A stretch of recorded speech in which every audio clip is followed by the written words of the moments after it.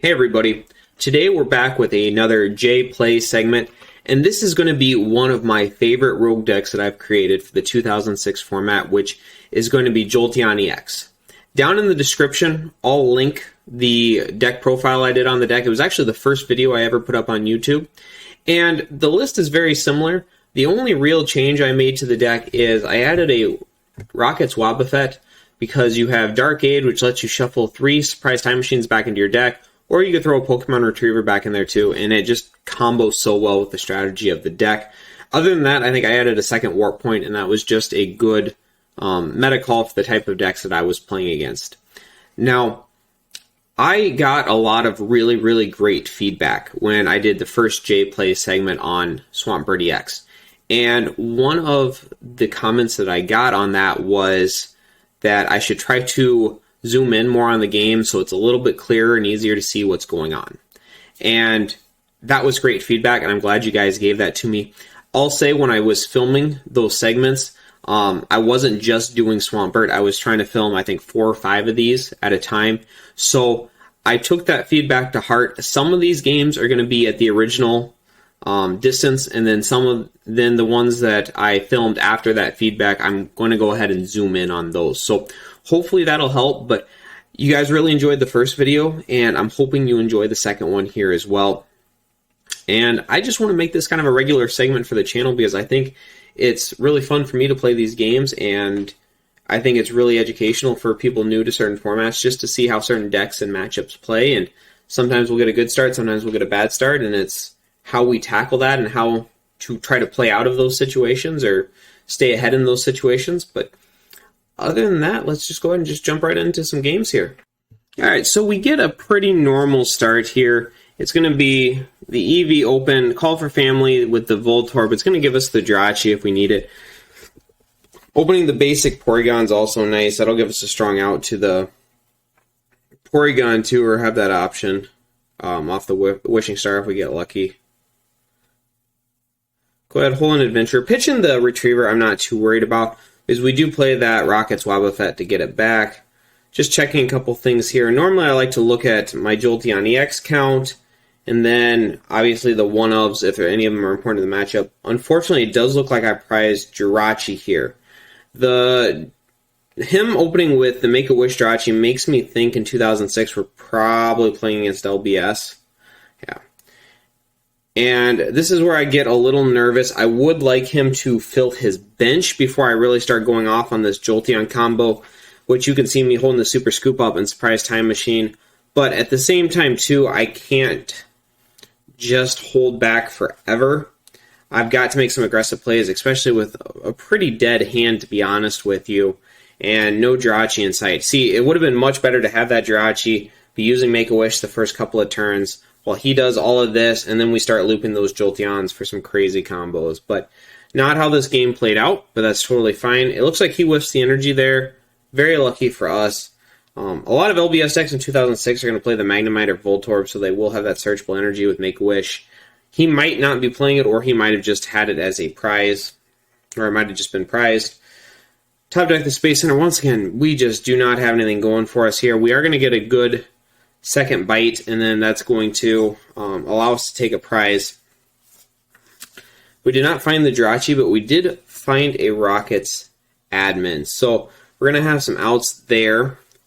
Once again, he doesn't seem to have a whole lot going for him. He does have that smooth over, so this makes things a little bit awkward for me because part of me really wants to push the pace here, but at the exact same time, I don't want to basically put him into a hand.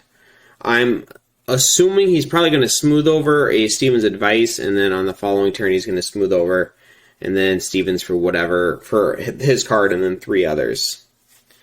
Once again, nothing from us here. So I'm just going to go for a Warp Point out, force him to bring up something big.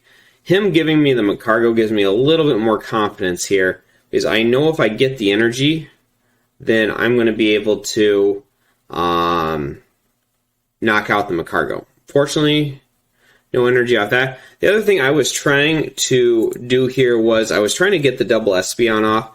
So I put the Pidgey down to a Pidgeotto. I was going to Super Scoop Up. I was going to try to get that War Turtle back to the hand too, and then Rocket's Admin, where he'll get 6 cards, but ideally my game plan is if we knock out that Macargo, he'll be left with Squirtle, Squirtle, Pidgey, and then just 6 cards to try to build off of. Even if he was able to get, let's say, a Pidgeot, really lucky get that Candy Pidgeot, it'd still be very hard for him to, say, get Candy Pidgeot, get Candy Blastoise, and then develop an attacker that could attack that Jolteon with a 6-card hand. However, now that we got 4 in play, it does look like we are, we can start that spread. We got some decent prize options coming along. I do get the energy here. Yep, and we want to get that Macargo out of the active spot. We do have the Jirachi. Worst case scenario here, we can bring up the Jolteon and then retreat to a second Jirachi. If he does knock out our active, he's benching a full 5 here. Plays the Warp Point. We just go ahead and switch to the bench Jolteon. I'm not too worried at this point. Right now, the game plan is we just got to start looping those Jolteons, start getting some free prizes going. But we basically have everything we need. It's just setting up his board before he starts doing too much of that crazy LBS stuff. The Steelix EX is going to be my biggest fear here because he can snipe things on the bench. If he has to attack the active, then I can do some tricky things as far as giving him Jirachis and Minims. He's got to fight his way through. Yep, so he does. He benches an Onix and then makes a wish. Goes ahead, gets that Pidgeotto. And then we're going to look for a pretty good Steven's advice here. I do back up first. Ooh, that is a rough 6 cards for me. Power Tree is going to help me get out of it a little bit. Set up a second. At this point, I'm not too worried about the Make-A-Wish. He's either going to knock it out with Make-A-Wish, or we're going to eventually get a Jolteon spread off of it. I'm not super concerned about it. There is a possibility of him just leaving it active and passing. That would be a little annoying, but looks like he didn't have much in his hand, so he went ahead and made a wish again to get the Pidgeot. And at this point, I'm feeling pretty good. I'm going to go down to 2 prizes, and I'm just looking to find a way to close this game out.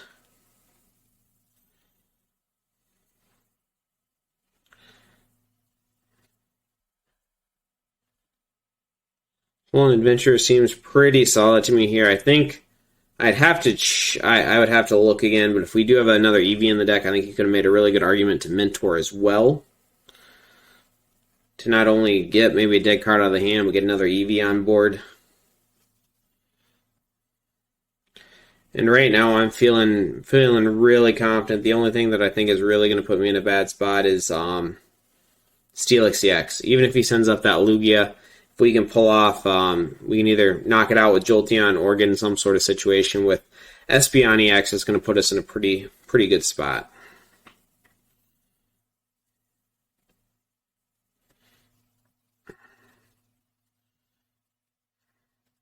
He's thinking here, this should be a pretty easy Pidgeot bring up. There's not really any incentive not to. But he's also going to be able to, if he gets the Blastoise, it's pretty likely we'll get knocked out with Lugia, but that's a rough play for him to make because he just straight loses to an energy. Because he'll have to put 2 damage counters on it. Yep. He goes ahead. We throw out the GG there. And end this one with a win. Alright, so in this game, we are going to be taking on Snubbull and a PoliStall deck. Being completely upfront with you, him and I have played this matchup probably at least a half dozen times, if not more. And to be honest with you, it was not a very favorable matchup for me. I was losing these games more than I was winning them until I really understood the matchup, how to play the matchup, and I had taken Minim out of the deck, and I ended up putting it back in the deck, almost exclusively for how popular this deck has been on the TCG1 ladder. So, a little bit of, preface there, but we'll go ahead and jump into the game, and I'll explain the matchup here. So, we get a double Eevee start. It looks like he took 2 mulligans, which isn't uncommon. He doesn't run a ton of basics. I think it's literally just 4 Poliwag and then some Dunsparce. I'm not sure how many Dunsparce. So, call for friend here. We are going to go ahead and take a Porygon. This combos very well for us. We have that Professor Elm's training method, so we can either look at a Jolteon or a Porygon too, kind of depending on how the turn develops here.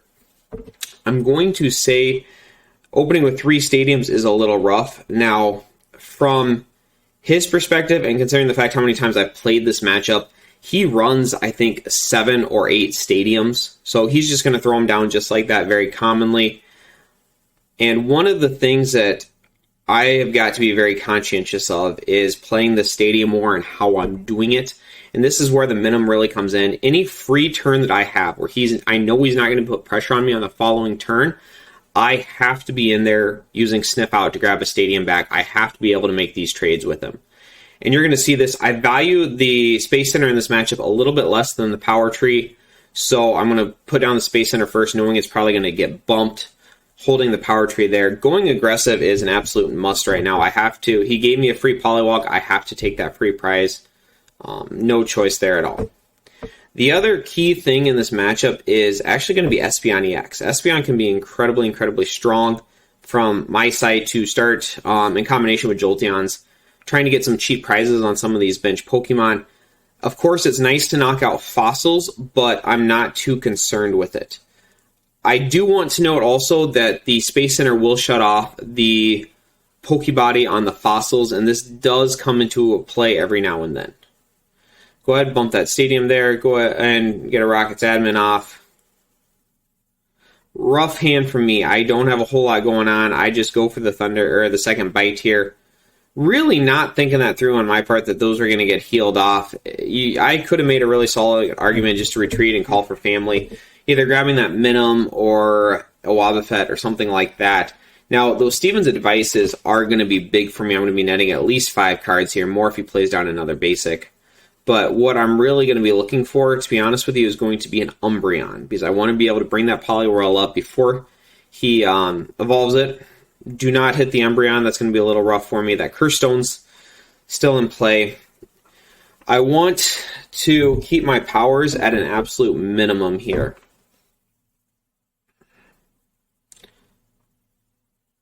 And I go ahead, I do the Surprise Time Machine for that Espeon, and my plan is to hit that Poliwhirl. We want to get some damage on it, so when he does bring that up, Jolteon EX is going to be a really, really, really big threat here. Curse Stone damage is still just eating away at me. And typically what I've found in this matchup is he can set up the first Politoed really, really, really easily. It's sometimes that second or third Politoed that are a little bit harder to set up. So normally I'm forced to deal with the first Politoed, and then I can kind of transition into a little bit slower of a game plan where I am using that Minimum to sniff out stadiums. Negative Spark can be really good in this matchup. And then, of course, like we talked about, the Espeon sniping.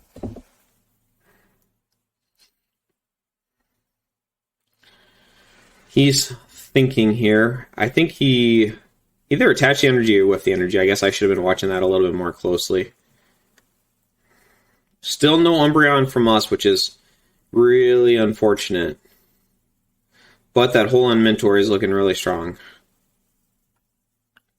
And I think, yep, I know I'm grabbing the Minimum. This is, to be honest with you, looking like an okay Minimum turn.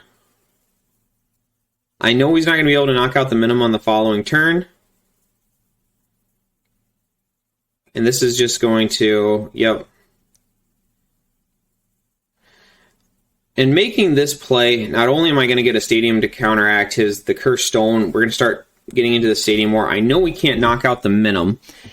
And on top of that, I'm just setting up my board a little bit more. Those 2 EVs on the bench are going to give me some options. That Espeon is still taking damage, but it's nothing I can't deal with right now.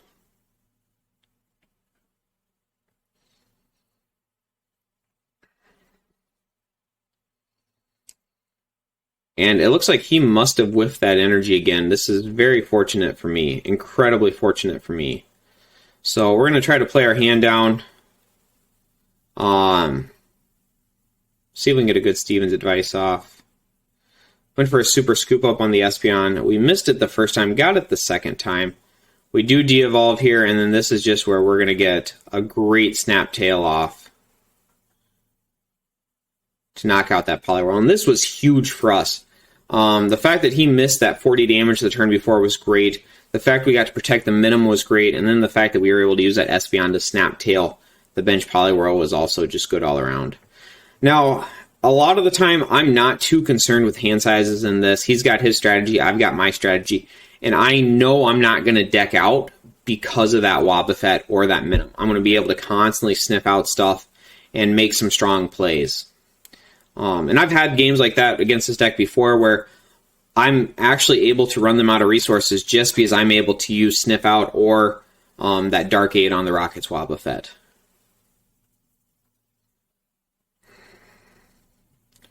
Huge hand size from him here, though. But once again, we are looking for that Umbreon. We're going to go after that Poliwhirl. That Psyloop is just so strong in this matchup because right now it's hitting for 120 damage, considering he has two trainers in play that are fossils, or two fossils in play that are trainers.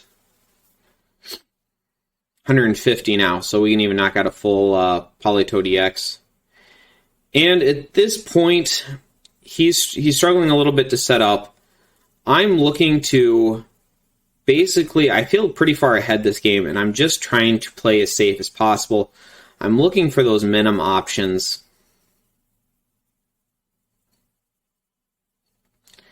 And if I get a... No, I don't have a Super Scoop Up here. I was going to say Super Scoop Up heads, I can knock out another Poliwhog. But we don't have that option right now. So I'm just going to retreat and sniff out for another stadium. I know, like I said, I know we play 6 or 7 stadiums. So I want to be able to make sure that I have those and that I don't have to try to find a turn to sniff out later on in the game when he is putting more pressure on me.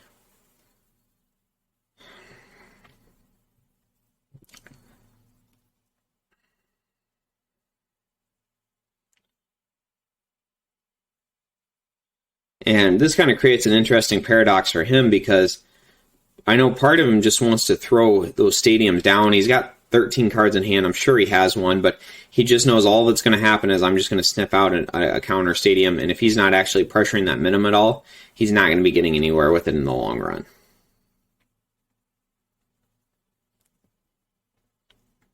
Okay, there's the Politoed.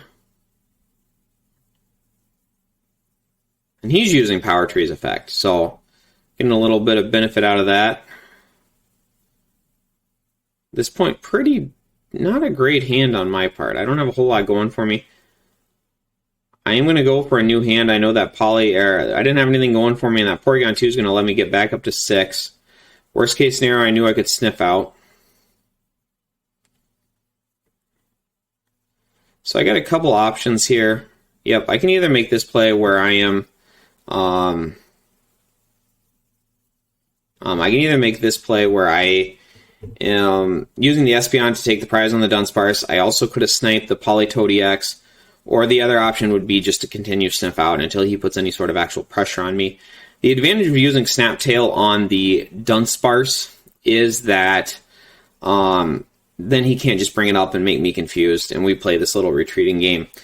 The downside is I'm not putting any real pressure on that Politoed EX. I also have to be a little careful because I know he plays Battle Frontier and Rocket's admin, so I don't want to get into a situation where he goes Battle Frontier and then Rocket's admins me to a low hand size. So I got to play around that the absolute best I can.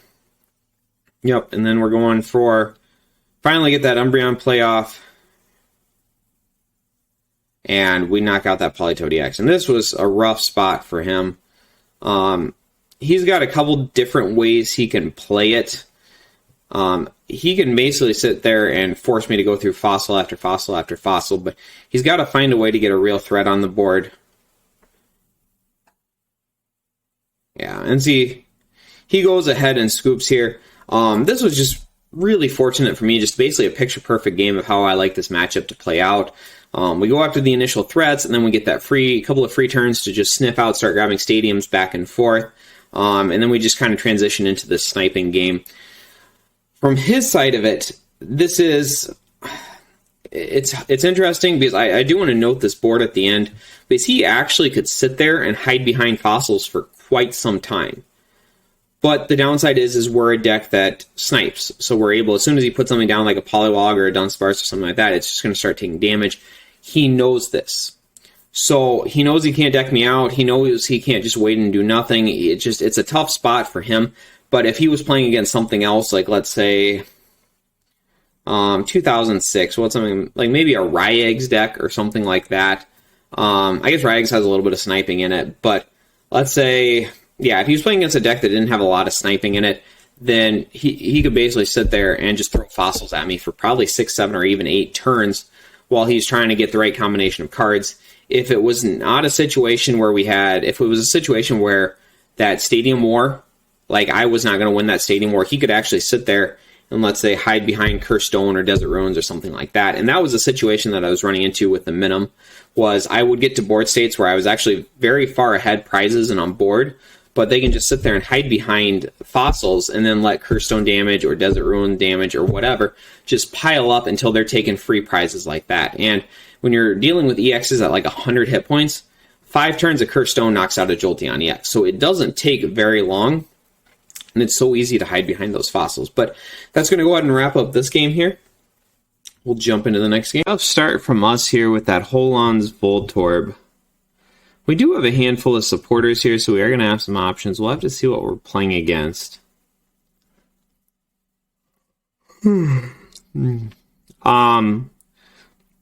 Not super excited to see the Soul Rock. Not super excited to see us going first. Neither one of those things are ideal. Compounded with a Holon's Voltorb start, we could be in for a pretty rough game here. I do like to see that Holon's Mentor right off the top. That does mean our Steven's Advice is going to be a pretty live card. PowTar is probably not good for us. I think it's a very winnable matchup. I don't think it's necessarily a horrible matchup, but I do think we need a decent start in it. I went for the riskier play of taking that Steven's Advice right off the bat there. I was trying to get an energy drop down, and then ideally another basic. Maybe I should have just gone for the Mentor, had a little bit safer option there.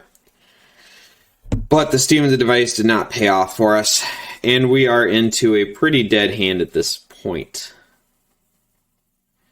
One of the roughest things for us is the fact that since we opened that Holon's Voltorb, we actually can't Mentor into, let's say, a Holon's Voltorb and Jirachi, and then retreat, because I didn't have the energy in hand, so there was no way I could get that Jirachi into the active spot. I do make an Espeon Super Scoop Up play to get rid of, set him back a turn and get rid of a Scramble Energy. That was solid all around,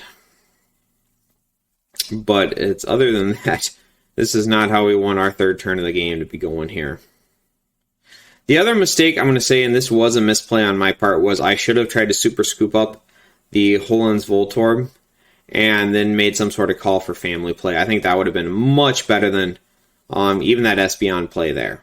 And I could have done the Espeon play on the following turn. Yep, I realize that this turn I do fail the Super Scoop Up there, which is really unfortunate. And from there, it's just going to be a rough game for us. Would a turn 4 Jirachi have made a big difference in this game? Probably not. But that was a pretty big misplay on my part not to at least see that line of playing, see that out, and going for it from there.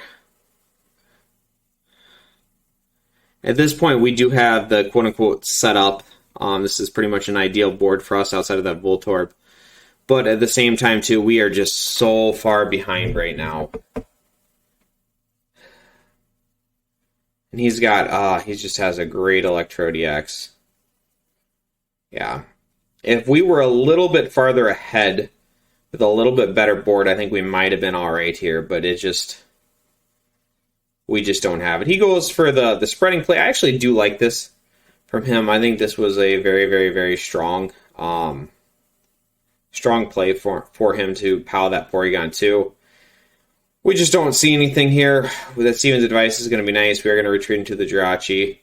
I've got to try to set up some sort of Jolteon play, but it's just not there. Have the Porygon 2. Unfortunately, we do not have the Space Center for the backup. He has a second POW. Very well played by our opponent here. He's doing exactly what he needs to do. He realizes how far ahead he is in this game, and he's just doing everything he can to keep that lead. Yeah, and at this point, it's just we can't do anything. And like I said, just kind of a combination of our bad start with Holin's Voltorb, our very slow to get anything going, and then a combination of our opponent playing it very well. It's going to be the end of the game for us here. I think we'll try to drag it out a turn or two, but it's just not there.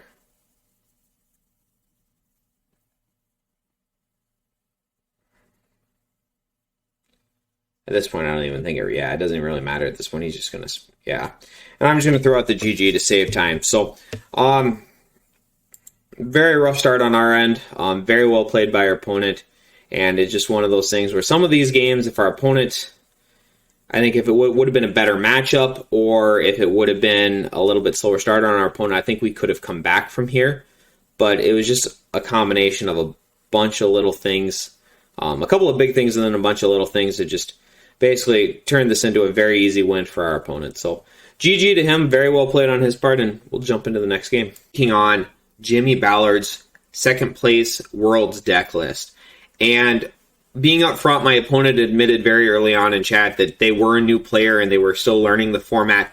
But that's also part of the reason that I want to do videos like this. And Jimmy's deck was actually quite an inspiration for me when I was building this list, because I actually have Jimmy's deck built fully real cards. I'm very proud of that. But when I was playing his deck, one of the things that I found was how much I like Jolteon. And I think Jimmy only played one copy. And I started playing 2 copies just because of how great I found that Evolutionary Thunder was, just putting 10 damage on everything, and how much that changed numbers. And just kind of coming from that, that's where I theoried out this deck and started testing it and playing it. So whenever you're talking about EeveeLutions, you 100% have to always give credit to Jimmy Ballard, the OG, on it. So we'll go ahead and jump into this game, see how it goes.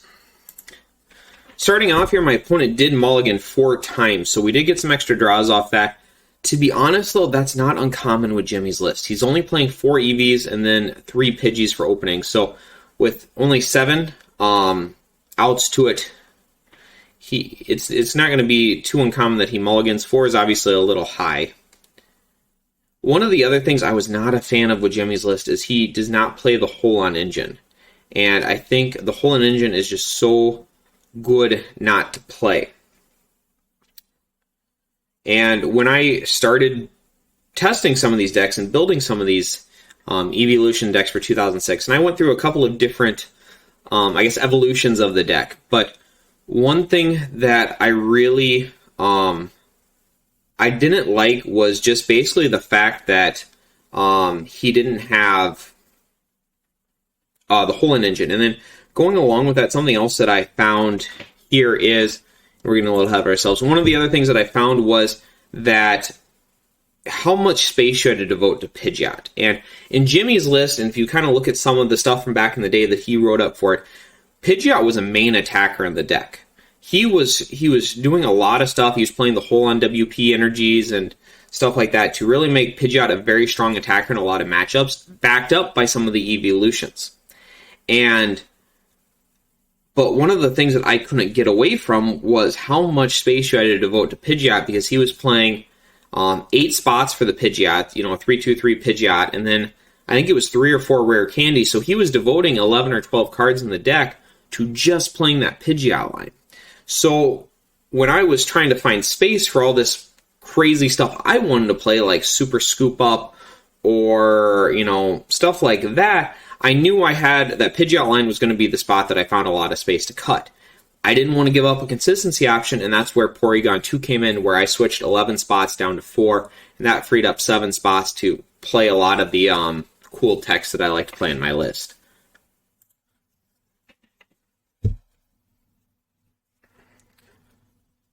So that Hold-On Mentor, you can just see the power of that. We do get the double EVs, Porygon. I think the Porygon 2 we either drew into or had that in our hand. And then, of course, that Jirachi. The one Make-A-Wish Jirachi, or Wishing Star Jirachi, I think is just so strong, and a lot of different decks should be playing that.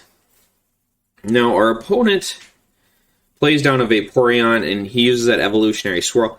This isn't a bad play. The downside of it is going to be that I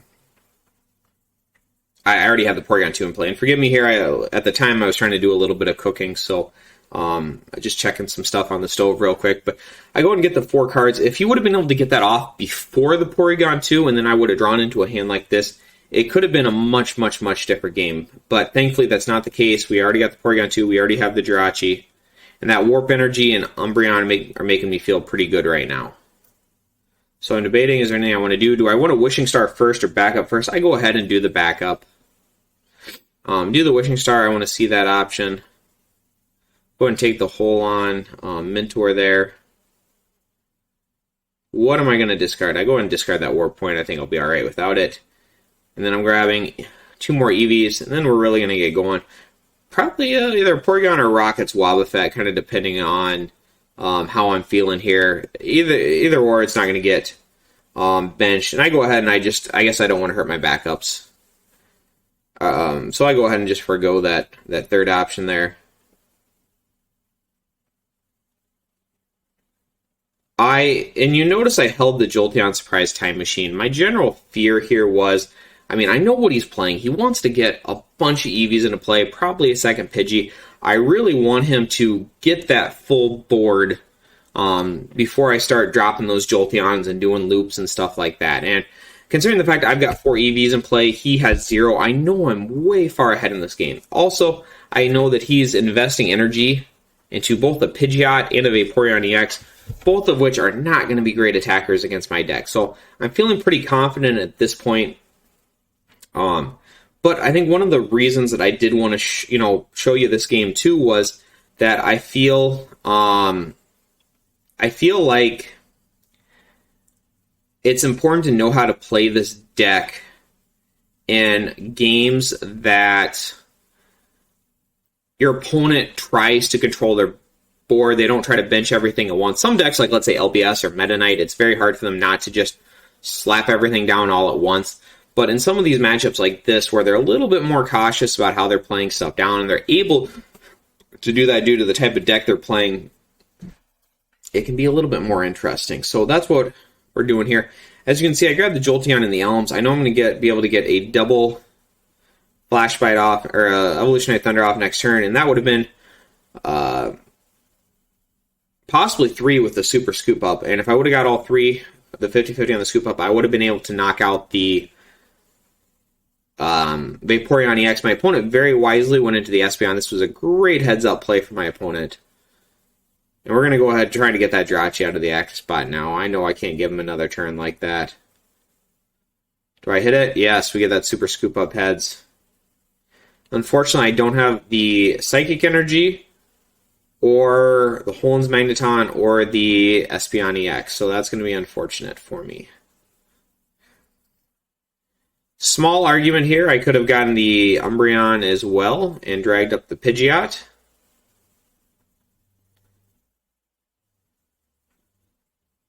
Now, my line of thinking here is I'm going to Thunder Blast, and I am going to try to knock him out next turn with another Evolutionary Thunder, and then hit something on the bench. Throwing down the Jolteon, the Super Scoop Up there I think was fine. Throwing down the Jolteon I think was a little bit more debatable. Good argument to hold it a turn there and try to get some more value out of it, like with this bench Pidgey. But I don't think either or is going to be horrible for me. My opponent does have that quick search online, but at this point I feel pretty confident just where the energy drops are lying and the board setups that I'm setting pretty good. And I think it's unfortunate one of the weaker, a weak spot of Jimmy's deck is he's got a very hard time. He doesn't have a card in the deck that'll let him grab, like, let's say 3 Eevees out of the deck. He's got to do it. He's either got to draw into him or quick search him out one at a time or something like that, which Jimmy played, I think, a very aggressive build of the deck. He was looking to hit turn 2 very hard, put a lot of early pressure on the opponent. My build is a little bit different. I mean, it's a different deck, so of course it's different. But with my variation of it here, my goal is more like I'm okay playing a little slower game. I'm in no rush on stuff. I'll let you fill your bench. I don't need to put turn 2 pressure on you or anything like that. And now the fact that I've got 4 prizes left, he's showing me 4 Pokemon on board, I'm feeling pretty confident to go ahead and start doing these, looping these Jolteons now.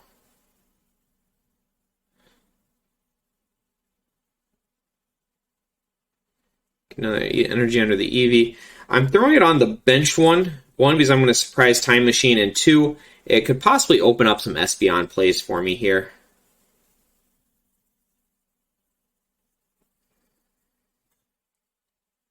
So, a great play for me would be to, let's say, either double Evolutionary Thunder and Espeon the Pidgeot, or just hit the Pidgeot, or Espeon the Pidgeot, and then just hit it on the bench for 30. Of course, we've got to plug the YouTube channel any chance I get. I'll grow it. I'll be growing this channel 1 subscriber at a time.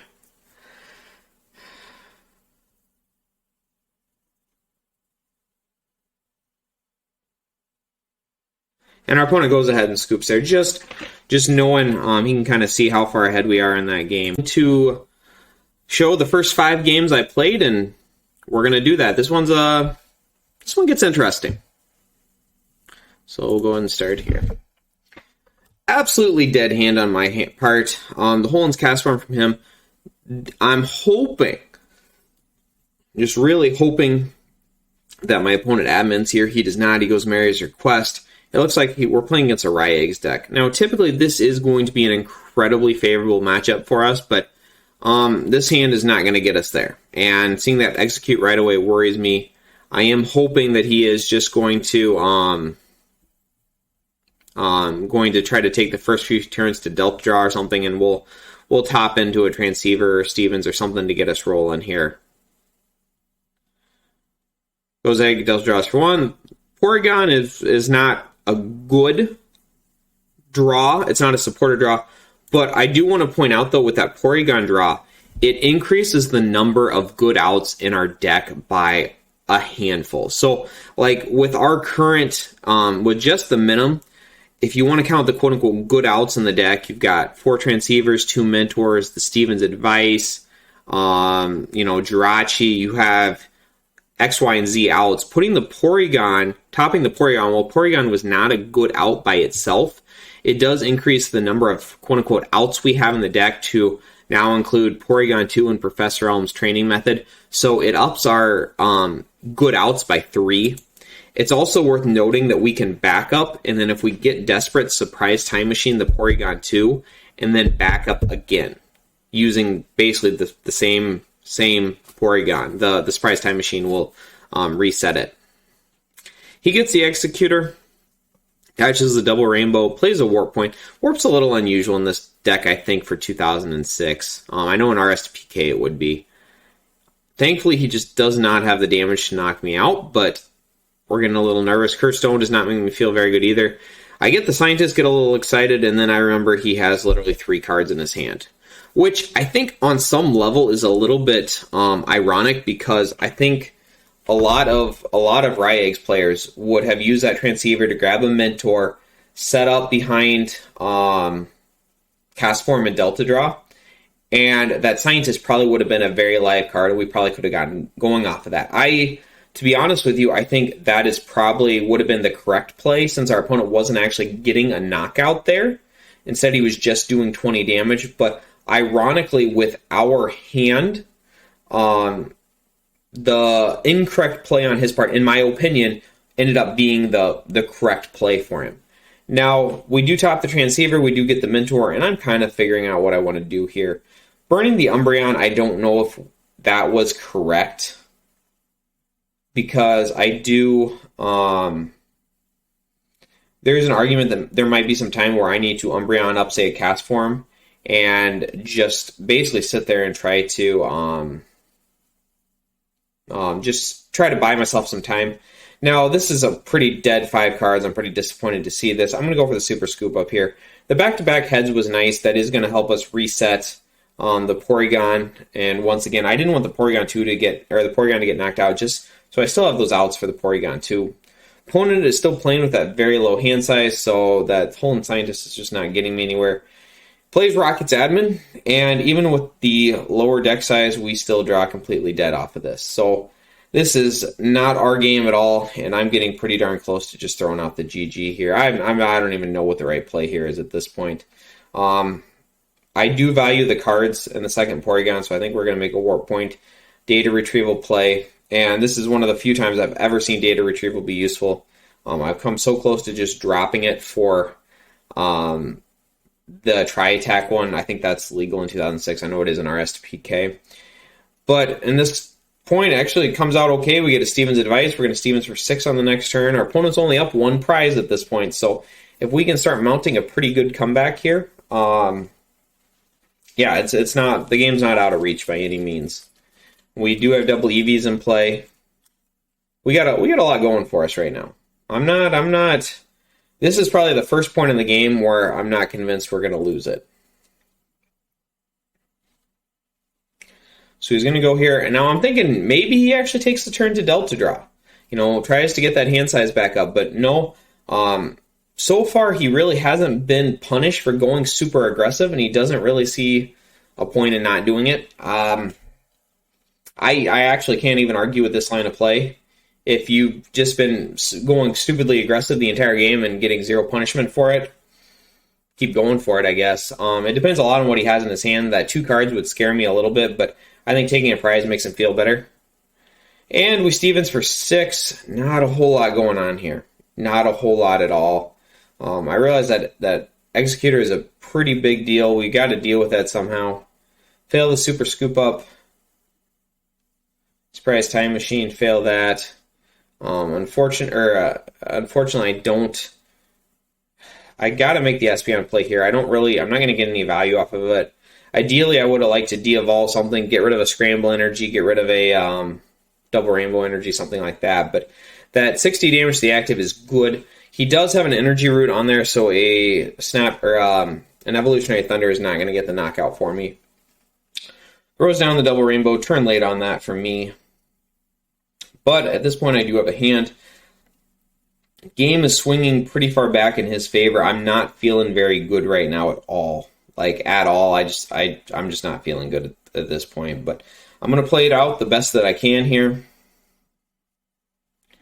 Knocks out the Espeon. So, yeah, this game is just going from bad to worse here. And I don't even know what we're going to do.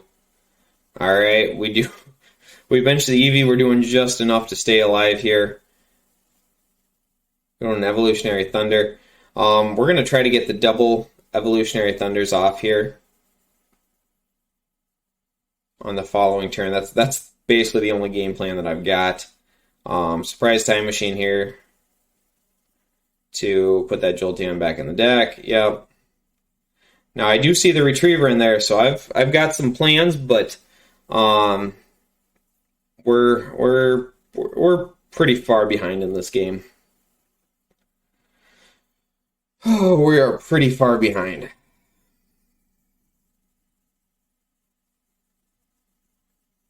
Okay. Bring up the Eevee. Oh, we're going all in here. If we can find the Pokemon Retriever, we have some options. But we do not. We do get the double Jolteon. And this is where so our opponent makes a pretty big misplay here. So my general game plan is I wanted the Pokemon Retriever. If I got the Retriever, we get the Espeon back. The Espeon de-evolves the Executor on the bench. He loses a Double Rainbow, a Scramble Energy, and he's sitting in a 1-card hand with the Executor for 2. I knock out the active. He's got no energy on board, and we're going to start making some plays. Scramble Energy is never going to be a live card for him this entire game. I've got options. I'm feeling good at that point. I don't get that. I get just enough to stay in the game with a double Jolteon to knock out the active. This is where he makes a pretty big misplay, and only because we're playing on an online program. And I've had a lot of people do this against this deck, he doesn't realize that he's getting knocked out due to a power instead of an attack. Because all he sees on his screen is his Pokemon getting knocked out, so he thinks I knocked it out with an attack. He's going to bring up his next attacker, the Executor, thinking he's just going to Delta Circle for the win. But unfortunately, those were both powers, so he brings up the Executor all ready to attack me, but unfortunately, it's still my turn. I wish there was a better way of doing this. The only way to really prevent this is when you're playing, you do have to look over at the chat and just see what knocked you out. And like I said, I've had a lot of people make this misplay against me. It's just part of being an online program. I'm going to go ahead. Second bite there for the knockout. He's sitting with a 2-card hand. Got some stuff, and he basically says that he's got to leave right away, which I don't know. Maybe he does. Maybe he just didn't draw in anything. Either way, it would have been a pretty interesting game here. I've got 3 prizes set up on the bench for a Evolutionary Thunder. I had the Hole and Transceiver to grab Mentor, grab an Eevee on there, and then I had the Power Tree to cancel the Curse Stone. As long as I didn't die on the next turn, and if he didn't hit an energy drop, I think I would have been fine with. I would have come back and won that game, taking my last 4 prizes. On the flip side of that, though, the only reason that we were still in this was because our opponent made that Executor misplay. And to be fair to him, he's probably very frustrated on that point too, and I wouldn't blame him on it. It was a misclick on his part or a misunderstanding on his part. But rough draws from us, but I guess just a case of where you, even if you get a bad hand, bad start, just play it to the best of your ability and see what comes out. And we got caught out some lucky breaks and ended up with a win in this one.